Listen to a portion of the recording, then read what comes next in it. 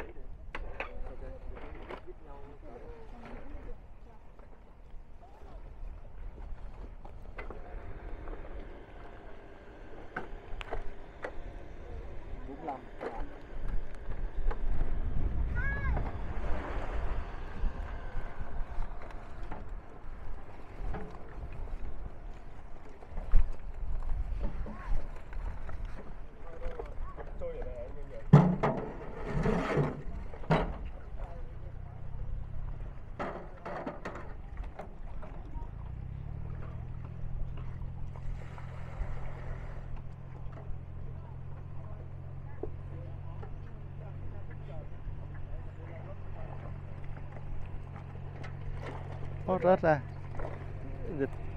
Đây là cá đang chuyển cá đây này. Rớt rồi.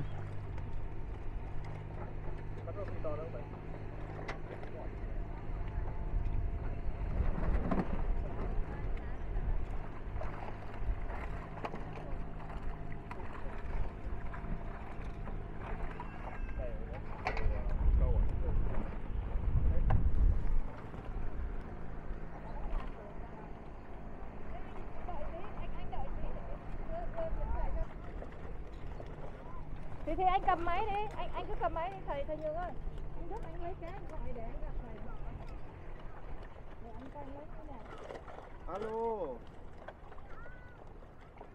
Cảm ơn anh Đức, em khỏe. Em sao rồi?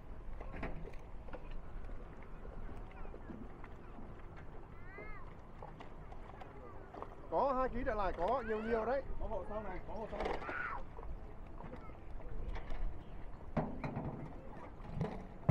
Còn chứ mà hôm nay ngày mai nhá.